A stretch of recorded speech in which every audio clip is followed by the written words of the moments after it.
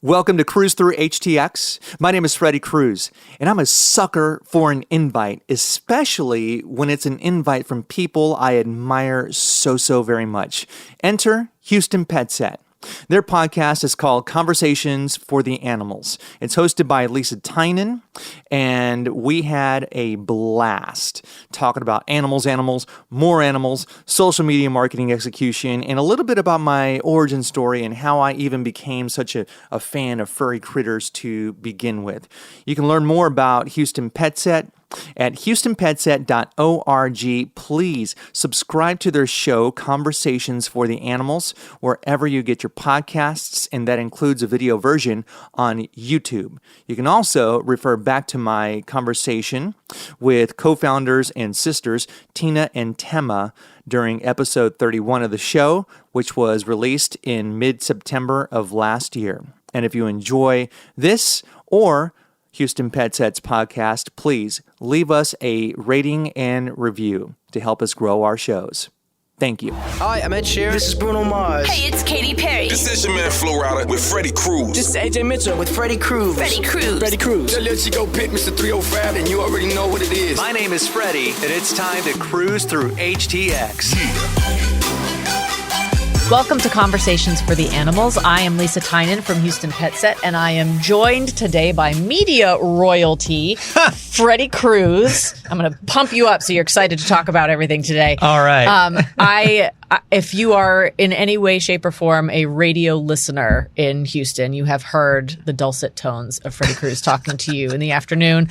But what you may not know is that he is also an animal lover and an animal advocate, and you have been championing animal causes for quite some time. So I'm excited to hear today, first of all, about who you are, where you came from, what you do, and then about, how you're involved in this animal welfare world. So welcome. Thank you so much. It is truly an honor to be invited by Houston PetSet. And I am not normally the kind of guy to correct a host when I've been graciously invited, but I am not media royalty. I'm a jester. Oh, okay. My bad. More of a, no, just kidding. That's very kind of you. Sure. A long time ago, 75,000 years, I was on the radio. Yes. Yeah. But no, animals, and I was thinking about this, Lisa, on the way up here. I've always had a thing for animals since, obviously when you're a kid, you love dogs and just everything. Roly-polies.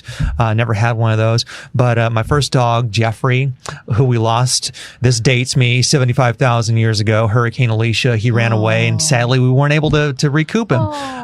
But, I've always had a thing for animals. So it's just what I do. And any way I can help, someone invites me to an event. If I can be the court jester, I can be the court jester. I can be the monkey with the mic. If I can be the cheerleader on social media, I'll do that. Yeah. You say jump, I say how high. Do I wear the Christian Louboutins or do I just put on some Vans? Or even a dog costume. A dog the situation costume calls for it. Yeah, absolutely. At CAP, we have a dog costume. I'm saying. It's a little small for me, though. Oh, okay. Yeah. I know they also get kind of hot and stuffy in there, so yeah, they're not great for summer. We are in Houston. Yeah, that's pretty much all the time. So you have been in media your entire career, right? You started in radio, stayed in radio, now you're doing podcasting. Take us through that journey. Yeah, absolutely. I've been, and when you reach a certain age in your 40s, almost 50, you really reflect on your career and what made you who you are. And so I really thought that I was going to be like Bob Allen. Okay. I played baseball and football when I was a kid, convinced that I was going to be like Bo Jackson. Oh, everybody thinks they're going to be the next Bo Jackson. Oh, yeah, sure. Absolutely. I mean, the legendary 91-yard touchdown run, Monday Night Football against the Seattle Seahawks, running so fast he goes into the locker room. Well, obviously, I'm not that fast, and all of my friends, I was an early bloomer. All of my friends passed me up, and then all of a sudden, Freddie couldn't bench press 250 pounds 20 times and squat 500 pounds. So I sat the bench most of my senior year in high school. But it was one of those things where, well, what could I do? I could be a sportscaster and I want to be like Bob. And so I got into radio as a stepping stone into TV and never really looked back. And then I ended up being in top 40 radio. And, this is how the universe has a way of really working in mysterious ways, is that I'm also on the board of A Place for Peanut, which was founded by Megan Cardette, who was the fiance of the late Bob Allen. Wow. So yeah. How did that come about? Yeah. I met Megan and Jane Edison, who are dear friends of mine. I met them back in 2017 through Casey Curry, and they were on my Sunday morning show when I was on the radio with a previous employer of mine. And we just hit it off because, I mean, who doesn't love puppies and kittens and miniature freaking horses and donkeys? Yeah, truly. Now, did they know that Bob Allen was your North Star? That was just purely coincidence. Yeah, it was a coincidence, and it really didn't hit me until I'm like, oh, that was who that was founded by. Wow. That's and it took a couple of years of getting to know one another before I ended up being, invited to the ranch and then invited to be on the board, which was last year. So it's still recent. Yeah, That's so so very, wonderful. very recent. Yeah. That's awesome. And so now you have your own podcasting company, Speak Podcasting. Yeah. How did you get that started? Well, I couldn't find a job after I fired my previous employer. Yes. And well, so, look, sometimes that is when one door closes, a gigantic door opens, and you find yourself in a great position now where you get to be your own boss. Yeah. So it's 400 applications, 55 plus rejections, and some interviews that didn't go well. And so one morning I woke up and I said, "You're hired." Me, I'm my boss. Yeah, I'm the boss. So Speak Podcasting is a reiteration of the first business, which I, again, thinking that I was going to find a job after I decided not to renew with my previous employer, and it took 7 months for me to realize that you're on your own, dude. I decided to completely rebrand from doing all things audio to just focusing on podcasting and naming it and being very deliberate with who I serve and the kind of guests that my clients have.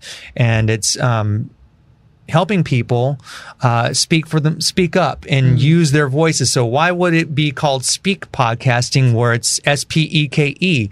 Well, my dogs are Sparrow and Zeke, both of which come from Citizens for Animal Protection. And so it's sort of this, I wouldn't bash it by calling it woo-woo, but it really just reminds me of who and what I'm hoping to help. That really grounds it, I think. Yeah. That's why you're doing it. I didn't know that was a portmanteau of their names. That makes me so happy. So Cap, one of our amazing partners, we love them so much. We're excited to be honoring the immaculate Cappy Munzer as one of our 20 for 20 this year. Love her. So how did you start working with them, in the very beginning? Because now you do marketing for them, correct? Yes. So I am the marketing coordinator with them, and my relationship with them goes back 2017. I think I was invited to an event, or maybe I really don't remember. The last 7 years are all such a blur, especially the last 4 years. Yeah, true. But yeah, I was most likely invited to be affiliated with them in some capacity. And I met Sandy. Sandy Mercado is our executive director. Wonderful lady. Truly. Great friend. And we adopted Zeke. The old man sadly passed away at the end of 2020, but we adopted him in 2011. So we had already known of Cap before I had ever become officially affiliated with them in any sort of capacity. So you have you said at the beginning, if anyone calls on you to be the jester, the dancing monkey, you do that. And one of the places that we saw you recently was at the Animeals luncheon where you're sweet. We got to meet Sparrow. Yeah. Sweet pup. You were in the fashion show. So do people just know they can reach out to you and you'll show up. I mean, if we want to have you pop out of a cake somewhere, how do people get in touch with you to come be an advocate for animals? Because I know a lot of our partners could really use some help getting the word out, getting that advocacy seen by a new audience. I will tell you, I don't jump out of cakes because it'll probably end up getting eaten first. I will say that. But if someone would like to, I'd be honored to go out, MC an event, lead a fun run. Don't let looks deceive you. I can run 4 miles without dying. Wow. So yeah, I mean, I love animals so much. They're so pure. There's just, I mean, when you're speechless, I yak for a living. Yeah. And when you're speechless and when you think about animals and how, it's when you slow down and you ground yourself. It's funny, before we started talking, we were joking about an existential conversation. Truly. But when you walk an animal, and I've got Sparrow in my life and he's 10 now. And when you take him out and you don't bring this, and you leave your earbuds at home, and you walk with him, and you see the different shades of green and the blades of grass, and the dirt is different shades of brown, and wow, you actually hear probably real sparrows, right? And cardinals and pigeons or whatever, and then you get pooped on the shoulder, but some say that would be good luck. It would be good luck, apparently, but. It grounds you, and it reminds you of just how beautiful nature is, and it reminds you of that there's more to life than just likes, shares, emails, voicemails. It's a good reminder. I mean, the current quip that people will say when someone is getting too stressed out or losing their cool or whatever is go touch grass. It's meant to be a little bit insulting, of course, but it's true. Like, go outside, and if you have a dog or a cat or a horse or whatever, it's such a good excuse because, even if maybe you don't feel like it, you have somebody depending on you. Do you know Sparrow's story? Only because... Oh my goodness. I'm outing myself here, but his microchip information was not updated. Get your microchip information updated, please, for the love of Pete. Gasp. Okay. I know. He ran away. And we live in a community where, there are Facebook groups for lost pets. Yeah. This is how best. amazing humanity is. I'm long on humanity, by the way, even though we sometimes see the worst. But I'm long on humanity. So a lady and her daughter found him and took him to Banfield to have him scanned. And they called me because it happened to be the Banfield where we take him. Yeah. And so they're like, we have Sparrow here. I'm like, oh, thank God. Yeah. Okay, so I'll be there in 10 minutes. I go and the lady and her daughter are still there, and I'm just like, I'm almost in tears. Like, thank you so much. He's like across a major freeway, 10 minutes away from home. But yeah, they go, the lady at the counter says, yeah, so we scanned his chip and we called the number, and it was his previous owner who said he turned him into Cap because he kept running away.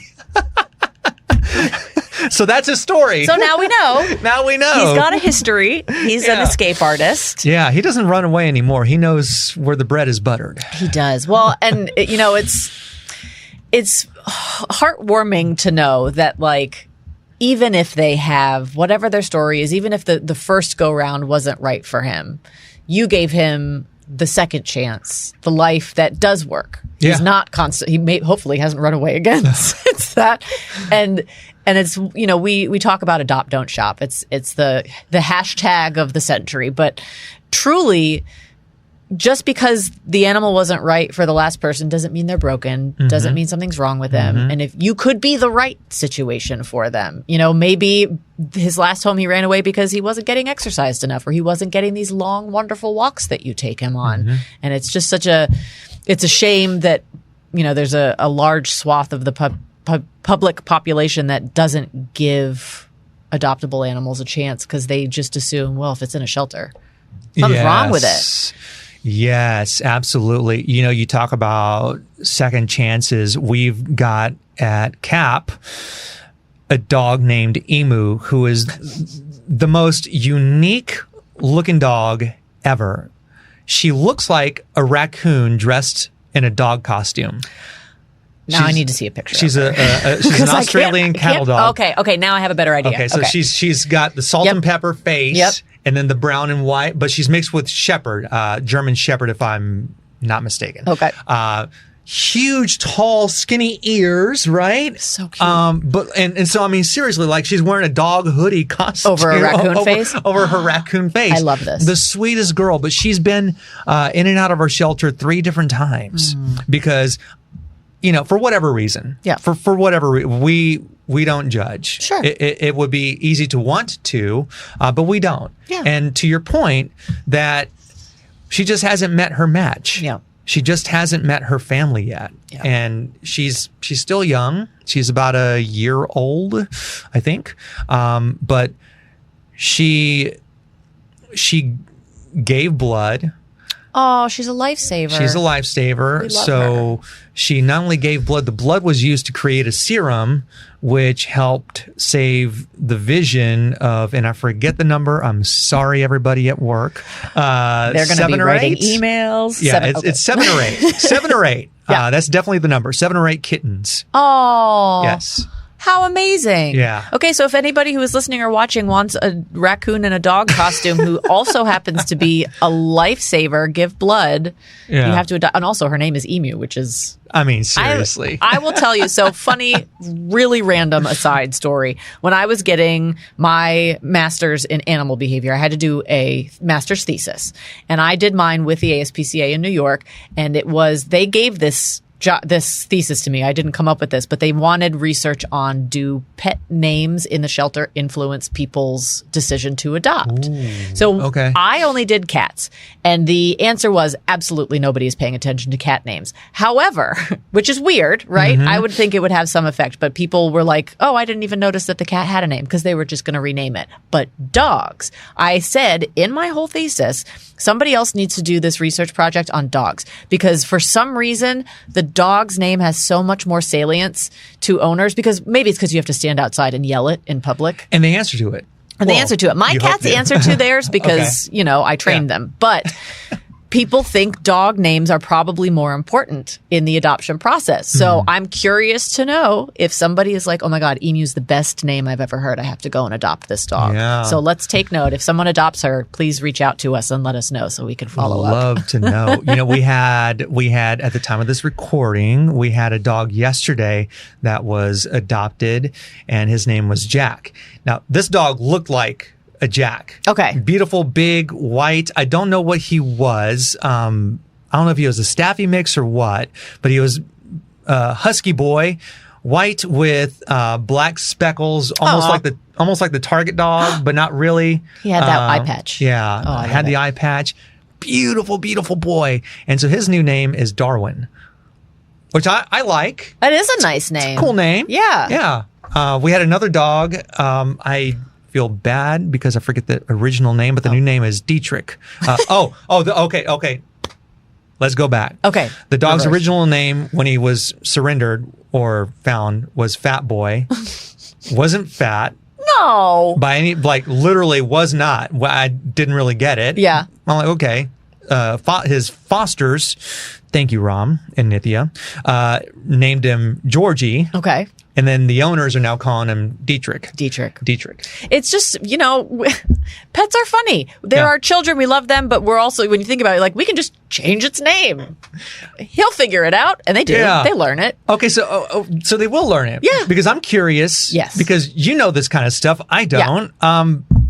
How old is too old to change a dog's name? There is no limit. Really? Here's the thing. You can teach any animal to respond to their name as long as when you call their name, something good happens. They're not, it's not like an internalized identity thing for them. It's a sound that they recognize that they respond to because when you say that sound and they respond, good things happen.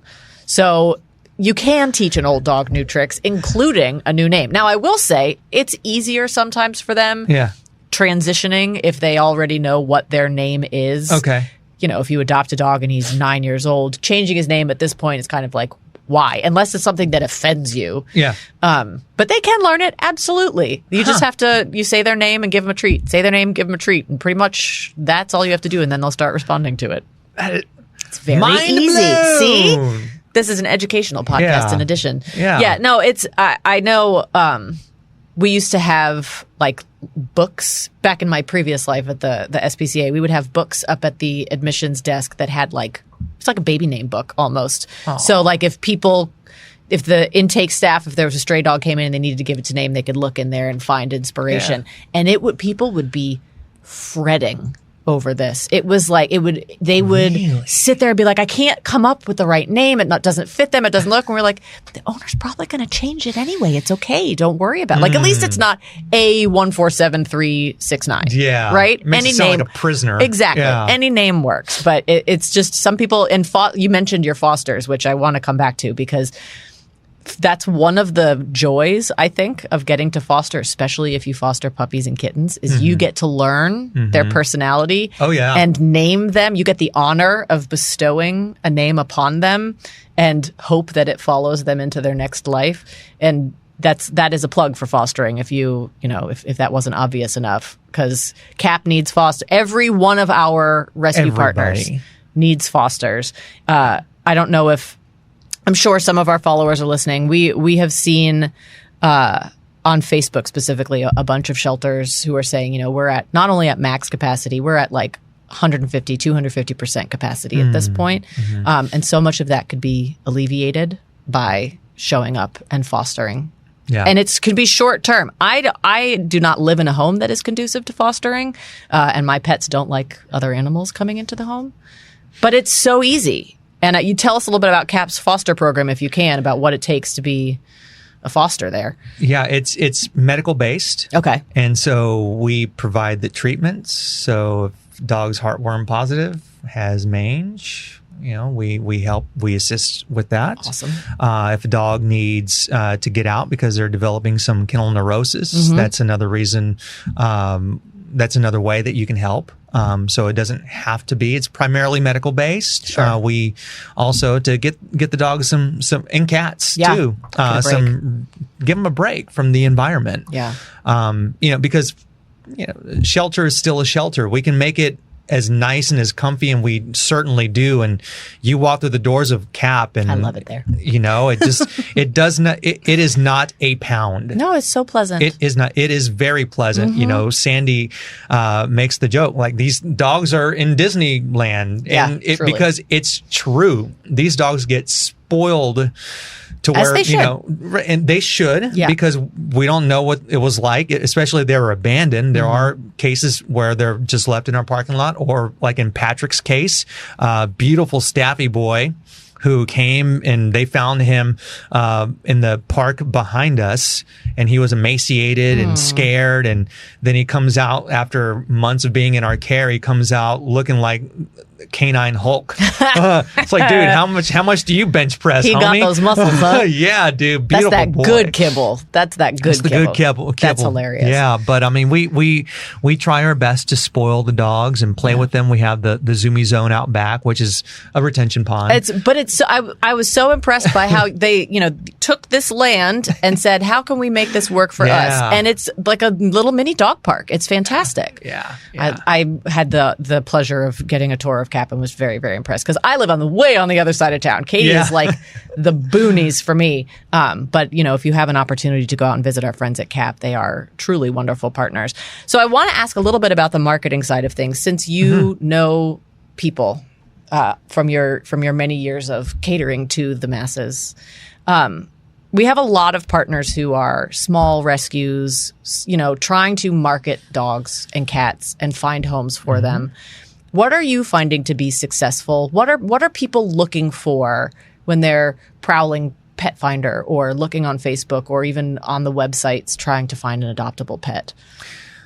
Okay, so if you're starting small, just start with social media. Yeah. And yes, it's going to involve work. Sure. you don't have to beat yourself over the head with making the perfect Canva image. It could be as easy as recording a video of an animal. If you are running a small organization, you 99%, I'm guessing, know their story. Yeah.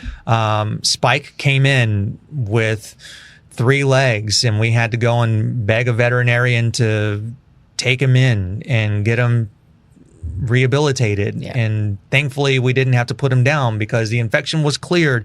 That's a YouTube short right there. Yeah. And with the proper naming and captioning of the video, you might go viral. Everyone loves an underdog story. No pun intended. Or under cat. Under cat, under rabbit. Yeah, exactly. Rabbits are highly neglected. Oh, and, for sure. I mean, that's the homeless rabbit population is quite something. Yeah. So yeah, I mean, it doesn't come easy. There's no easy fix, but you know, you don't have to overthink the production of how you're executing these videos, and you could do a 60-second video on Spike, a 60-second video on Bob, another 60-second on your volunteer who came home from her 9 to 5 and brought her 2 toddlers with her and is going to go and beg her husband to do whatever. Yeah. And so that's another YouTube short right there. Yeah. And so you can use that same video in multiple different applications. So you can use it for YouTube, for TikTok, and for Instagram, and for Facebook. You can link your Facebooks and your Instagrams together. And I just pluralized both of them like an old man. No. That made perfect sense to me. Your Facebooks and your Instagrams. That makes sense 100%. Yeah. So I think what I'm taking from that is sometimes I think there's the pressure to stand out and to your video or your picture. It has to be the most polished and the most perfect. And I think that can paralyze people sometimes. Oh, yeah. So you're hearing from Freddie, it doesn't have to be perfect. It just has to be real, right? And true. Oh yeah, just real and true. And the story, the content in and of itself is going to be powerful enough. Now, obviously, lighting matters, but it also doesn't. Sure. Because obviously, if you want to be able to see the animal, so it does matter in that context. But I mean, do you have to be in an immaculate studio like the one we're sitting in right now?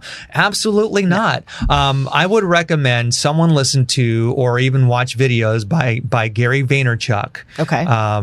He is a marketing genius. Okay. We're the same age, and he's running 8-figure social media marketing, consulting, agency. Yeah, and so he might know a thing or two about executing and just getting out there and just doing it. Because I think that the biggest issue with, and it doesn't have to be someone that runs a nonprofit organization. It could just be anybody who wants to make content about animals and maybe sell homemade dog treats. Is just getting from 0 to 1. Yeah. And it's what do they call that? The analysis paralysis? Yes. Yeah. That's a real thing. You just can't do it because it seems too scary and too big. I've been doing this, I've been talking for my entire career. And even then, I'm finally kind of getting over the hump of like, just get over yourself. Nobody cares. Yeah. If you want to do something, then just take the step and just execute. And just do it. And don't be scared, because the worst that could happen is, nobody sees the video. Yeah. But the best that could happen is you find that animal a home. Oh, yeah. Videos or pictures? What do you prefer? I prefer videos, but pictures also do really well. And there will be pictures that I think are amazing that don't do as well. Just objectively speaking, they're videos that I think are going to do amazing, and they get far more pop on Instagram than on Facebook, and then vice versa. So yeah, and what I'm also finding is, and this is just going back to not just CAP, but also some of the other stuff that I do marketing wise with my podcast clients is that they're more of the organic stuff tends to sort of resonate. And you see that in the amount of views. Okay. And what is amazing, and Gary V can back me up on this, is that you don't need to have thousands and thousands and thousands of followers, because that's another area where people get caught up. Right. CAP has got 5,000 or 6,000 Instagram followers. You all have however About many, the same at that, about the same. Yeah, on We've got Instagram. tens of thousands on Facebook. Right. And so someone who's starting an agency would see those numbers and be like, well, I'll never be like them. Yeah. Not knowing, well, one, Houston PetSet has a very specific mission. Exactly. CAP has a very specific mission.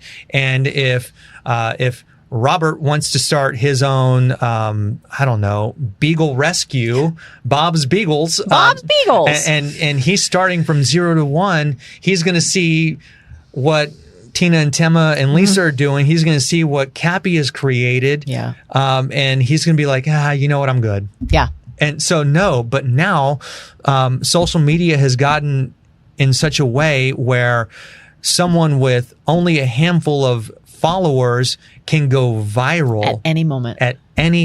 Yeah. So it's all about the content and not so much about the club that someone has built. Now, the numbers do matter because they can they can tell you that you're directionally correct. Right. And then you can just keep going that way. I will say, I was relatively new to TikTok. TikTok has been around for a lot longer than I've been on it. And I was very hesitant at first. And before I started in this position, they had created a TikTok account and had been used I think there were only like 6 videos on it. And they had some pretty decent numbers. And I was thinking, oh man, I don't know if I can make the content that's going to get good numbers on it. All it takes is one video. Yeah. One video.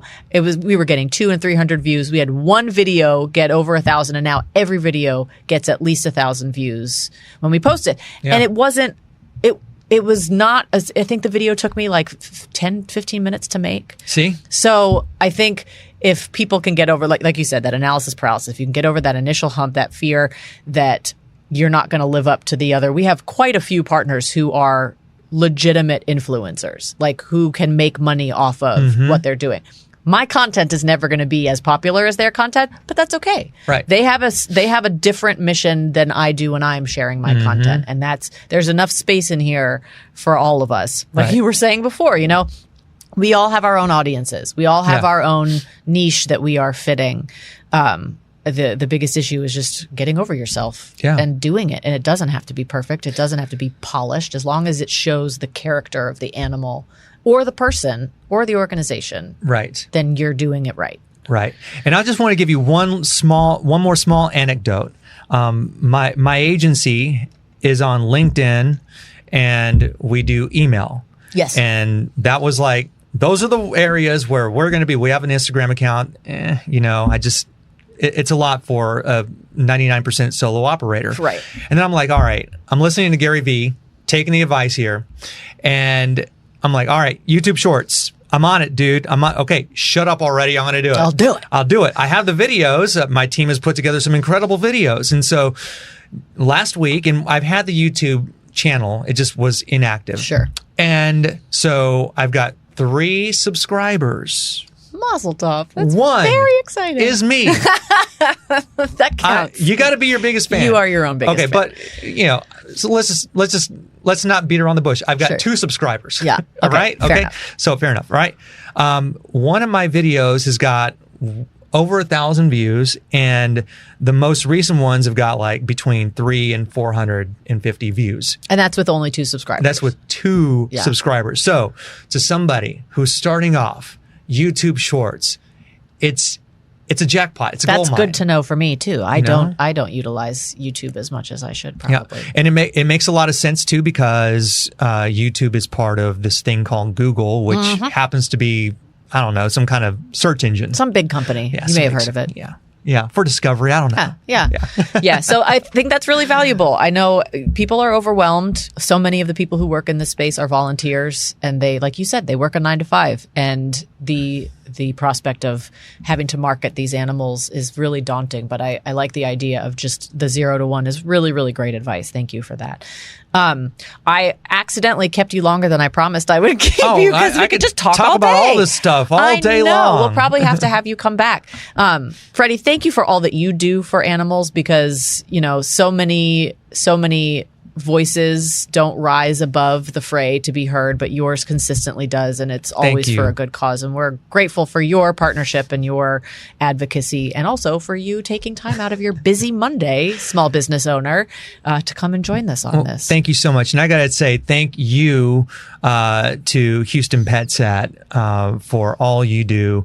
I work with CAP, and y'all gave us a grant, and we don't take any of our help for granted. And as an individual, thank you for inviting me to be on the show. I before we started recording, we're joking around. It's like I'm just a person on this little pebble in this infinite universe, and I'm inconsequential. But it means a lot to be invited to talk about something that is very near and dear to my heart. And I really just think of myself as a person who is just trying to leave the world in better shape by the time he leaves the pebble. By the time I leave the pebble, will it be in better shape? Will I have made some sort of impact? I hope. I don't know if I will. So yeah, thank you. That's all we can really try to do, right? Thank you again, and thank you for listening or watching. This has been Conversations for the Animals, and we will see you next time.